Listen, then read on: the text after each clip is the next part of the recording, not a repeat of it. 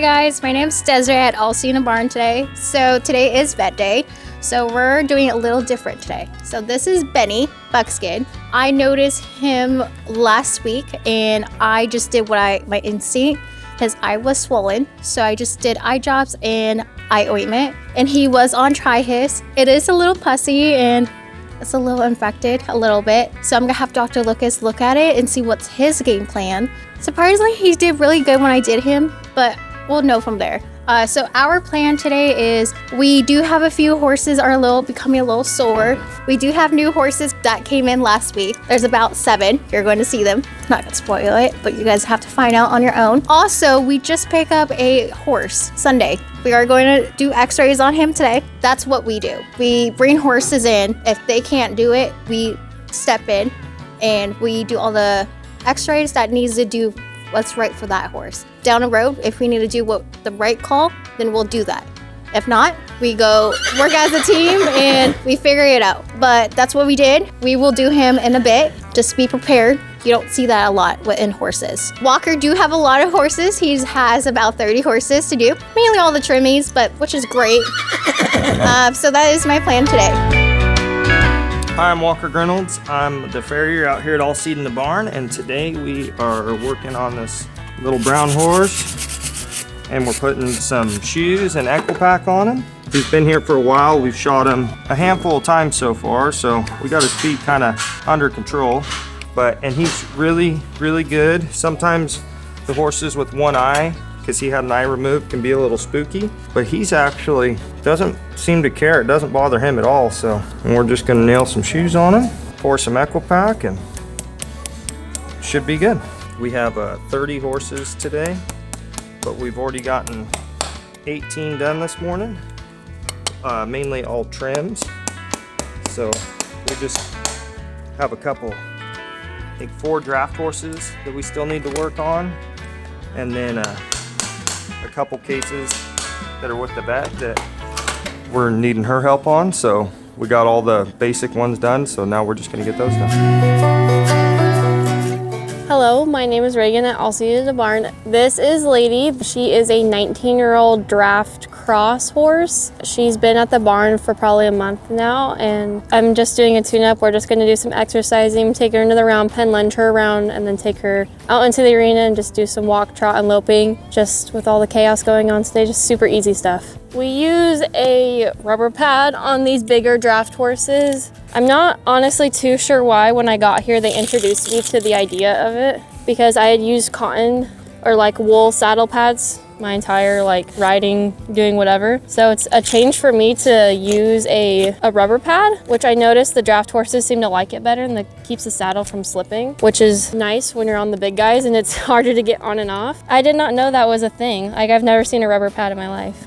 Some of these horses, Lady included, they get kind of cinchy in certain areas, not quite the back cinch, which I'm struggling with the back cinch currently. What I mean by cinchy is in their girth area, so where their heart is and stuff. When you start to do up the cinch, they just kind of get nippy at you, I guess is a good way, but she doesn't get nippy. In fact, she's not really cinchy, she just is sensitive in the area. It's not her hurting or anything, she doesn't have sores, she's just really sensitive right there. But I think it's from the years of being, or at least the months of being in the auction and probably people flagging at her, maybe being a little bit nervous that something's gonna happen right there, because they'll flag behind them and they flag under them to keep them moving through the chutes and all of that stuff. So I think it's from her few months of being actually in the auction, which is interesting to see with these horses, especially for it being a sensitive area, but she doesn't do anything about it when you're actually doing up the cinch and up the girth, which you can appreciate on one of the big horses because it's a pain in the butt when they don't want you to mess with their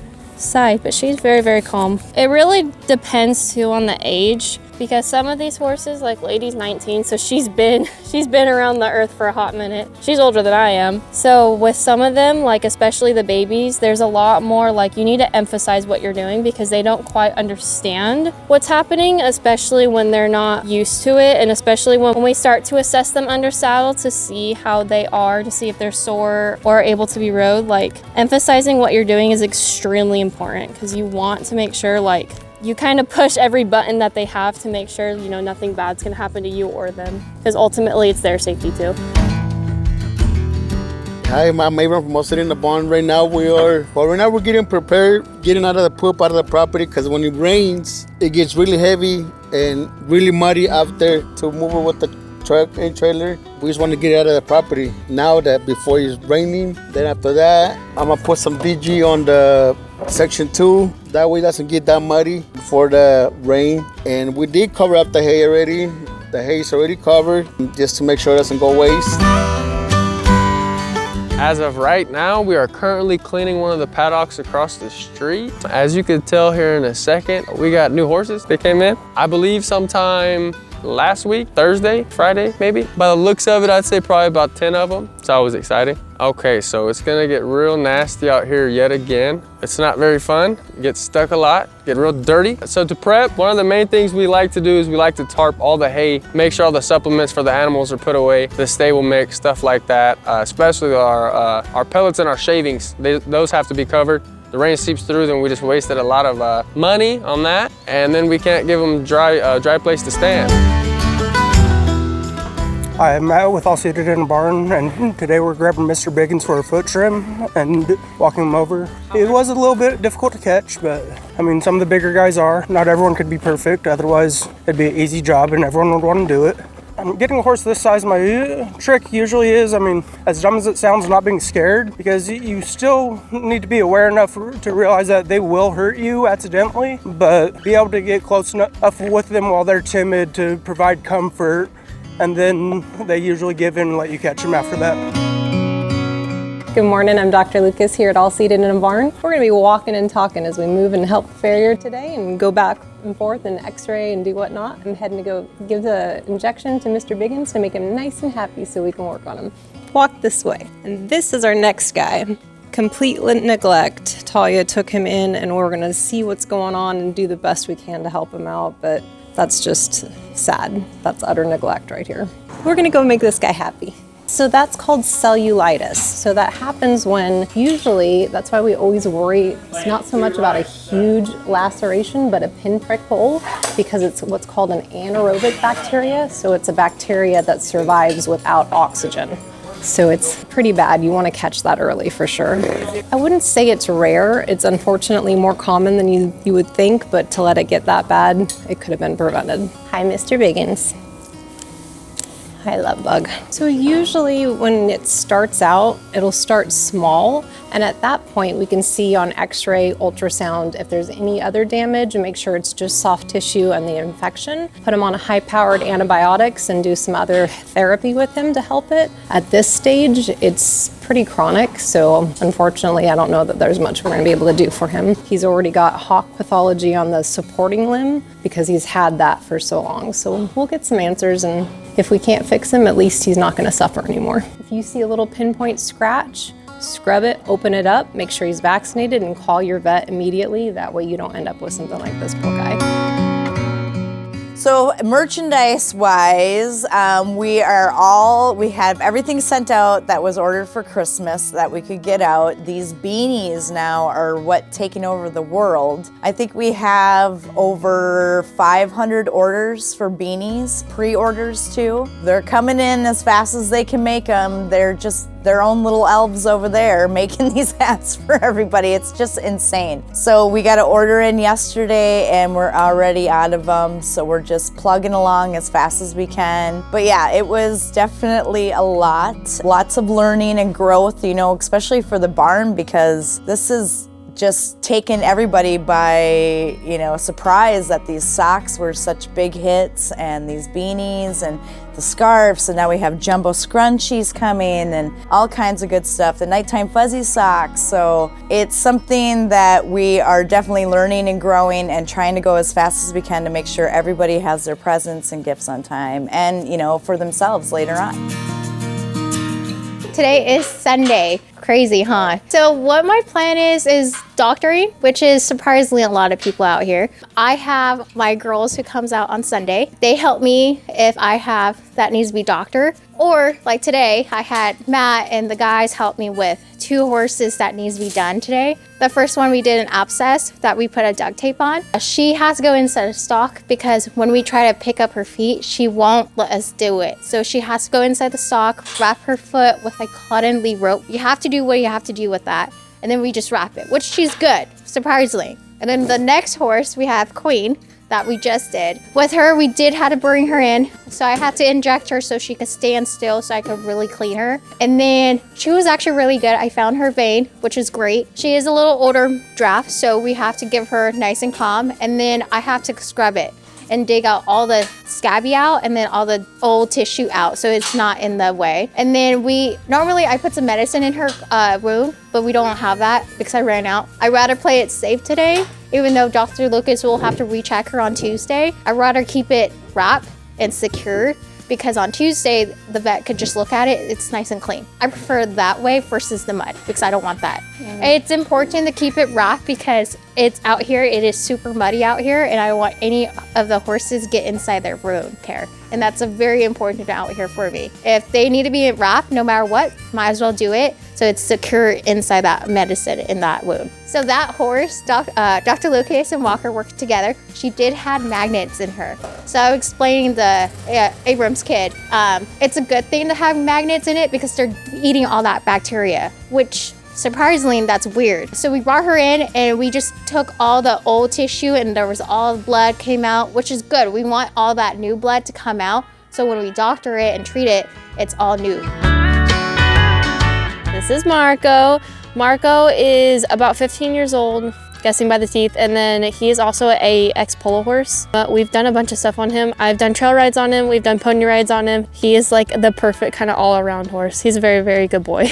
I'm literally just trying to get all of the dirt and nastiness on him because when we tack up, we can't have the dirt and stuff rubbing on their back, especially under where their cinch is. Just gonna get on him, warm him up, ride a little bit, do what I can in this muck of the barn. I'd say Sundays are normally calmer days. I feel like the weekends can be a little bit calmer, honestly, than the weekdays. Occasionally we have groups like Mare and disabled adults that will come out and help around the barn, but on days like this where it's kind of cold, overcast, like it's very, very quiet and just some volunteers will come out. We do a lot of doctoring today, just a lot of basic cleaning up stuff before the week comes. So today I also have my friend Ariel who comes out and on Sundays, if I'm too busy, they do the buckets for me, which that is a live time management, which I like doing it. It's just a lot. It's so nice on Sundays because they know what to do. They know how to put supplements. They know how to do meds. They know how to put each bucket in it, which is great. So they had her helper, her nieces and friend came out and did all the buckets for me, which is really grateful. And then on Sundays, if I have a list of things that I need to get done, they are willing to help, which I am very grateful because Sunday is just like laid back and it's nice and I could do my own terms. We could have a cup of coffee, some food.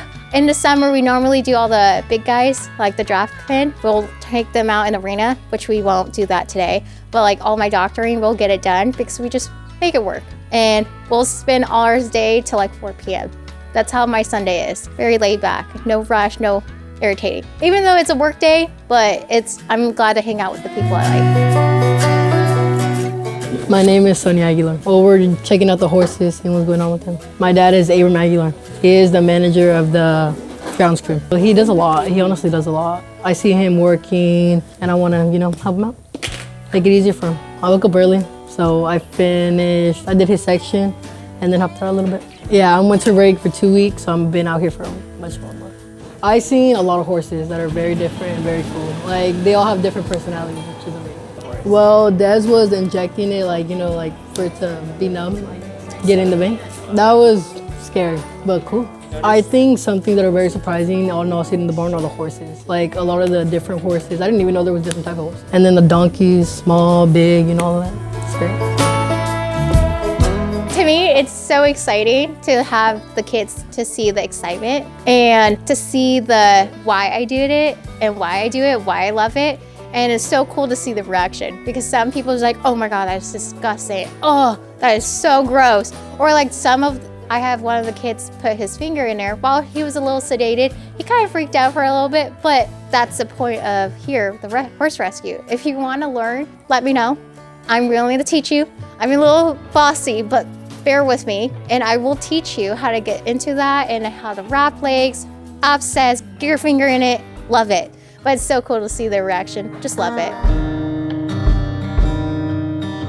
Good morning, I'm Kendall and this is Angel. Angel is a coming 3-year-old Belgian draft. He's very sweet, very gentle, mellow, easygoing. He'd be a great husband horse, trail horse. He is very willing. He's just very young, obviously, so he would do best actually, you know, in a home where he could continue to learn and grow. He's about 18 hands tall and will still be growing a little bit, so he's a big boy.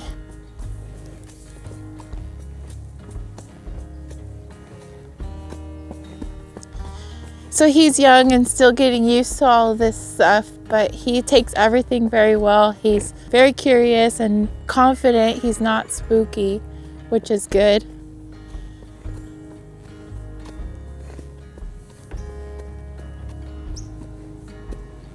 So he's learning how to move off of leg pressure.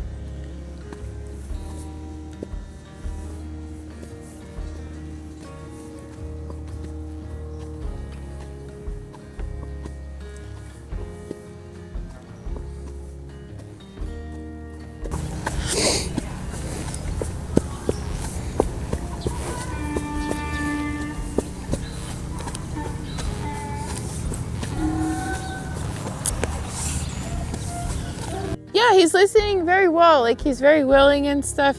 He doesn't neck rein. Obviously, you know, he just needs to be taught that. He listens very well. He moves off of leg pressure and he's getting very soft. He's pretty soft. It's something that he could easily, you know, pick up. He's very smart and very willing, which is good.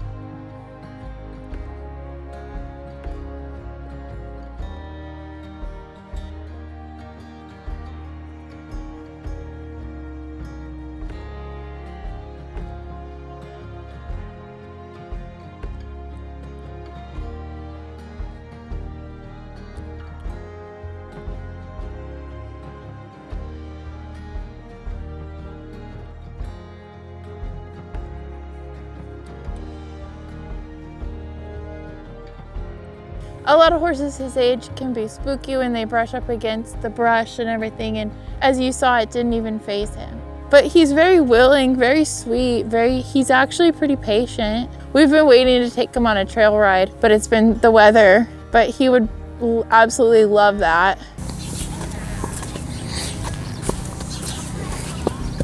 And then after something happens, you can tell me that was good or what, you know? Remember, reassuring the audience of what they just saw.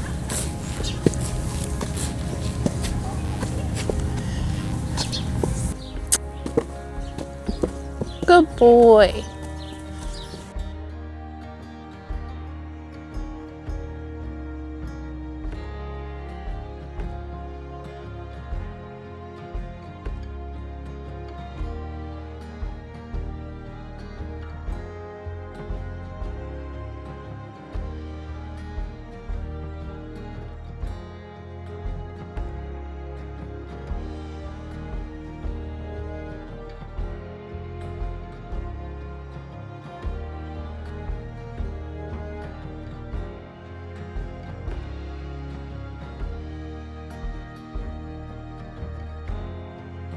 As you can see, Angel is a very good, sweet boy. He's still a baby, but he would be a very good family horse. He's very safe and gentle and would have a lot of fun on the trails. I'm Erin Viray, and I'm one of the volunteers, and I help Desiree I mostly help Desiree with doctoring. So Sunday crew is Ariel, Kristen, Desiree, and I are the most consistent every Sunday. Today we have a few more out. I kind of started the thing of bringing coffee, and then sometimes I bring snacks. So today I'm spoiling them a little bit with tamales that I made yesterday. I did, so that's why I came out late today, because I was up late last night. But no, they're great, and so we enjoy hanging out and working on these babies. This is actually from 2 days ago, and I figured there was no point in washing because I'm going into draft pen today because I'll pull my boy Stevie. He has scratches. Ta here also has scratches, which is, yeah, so it's a bacterial infection. Their fur gets rubbed off, they have the infection, and you have to scrape it off. You have to obviously clean it and then put on doctoring material that'll help it heal. Some of them will wrap, so they'll look like they're wearing a cast. Who else do we have? We have Abram. He has, unfortunately, like an open wound that we have to clean and scrub so he gets happy juice to make him feel better and not feel so much pain. He gets lidocaine, which also helps with pain, and he gets scrubbed, cleaned, and then again, new doctoring medicine put on. So my parents couldn't afford horses growing up. Oh, I still have my full Breyer horse collection because I love horses, and they always had me in lessons. So I did Western, I did English all the way through high school. Didn't compete, just for fun because I love it. 2022, I lost my mom and found this place actually. And so this has been a very healing place for me. Also had the passing of my soul pup, and that's when I became even more regular here. And Desiree needed help doctoring. I saw how hard she's working and how many you have to do, and each horse by yourself could easily take an hour. So if you've got 5 on your list, that's 5 hours right there. So for me, it's also a free education, which I greatly appreciate because I'm very fortunate. I have Stevie. So I need to know these things for caring for my horse without having to have a vet visit for every tiny little scratch. My New Year's resolution is probably to work out more. I spend so much time exercising them, but I don't focus on myself, and I think people need to realize that the riders are also athletes and we need to treat ourselves as athletes, and I feel like a lot of people don't do that, and myself included. So my New Year's resolution is probably to work out maybe once or twice a week. I think my New Year's goals and resolutions would probably be ride more horses. I don't get the chance to ride too many all the time, so I definitely would like to do that more. Hello, this is Lane. Do I have any New Year's resolution? Read more books. I like to read. Got a couple of books that I've been really putting off that I want to read. Take more naps. I've got into drinking tea, kind of a Earl Grey tea I really got into. Drink more tea, hang out with my kids. Yeah, that's it. For New Year's, I think for New Year's, I'm planning to spending more time with the family because I really don't have time to spend time with them. Maybe go on vacations, you never know. My New Year's resolution is to ride more horses. Hey everybody, it's Maddie at the barn again.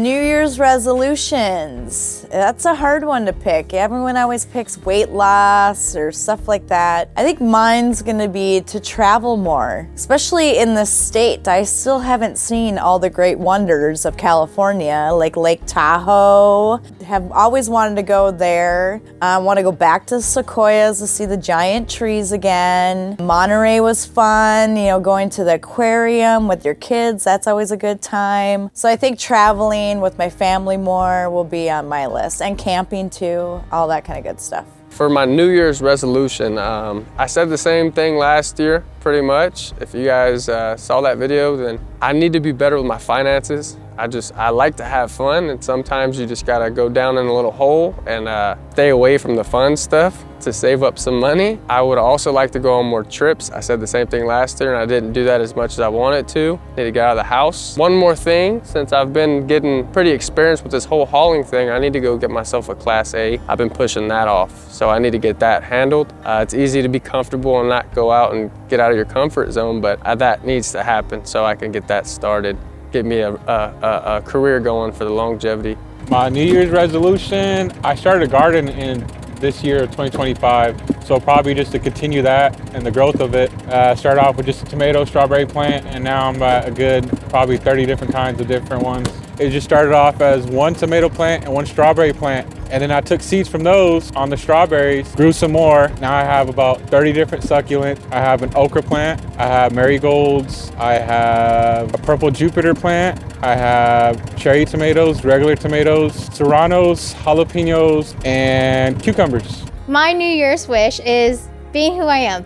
And I have Nothing to complain with that. I love to learn and start growing down my future and hopefully expand more my experience out here. That's the best part because I'm doing great where I am and I love it. The best way to support us is always through donations, whether that be product that we need or monetary. And you can do that by joining our Patreon, going to the website, or visiting any of our social media platforms for links on the best ways to help us.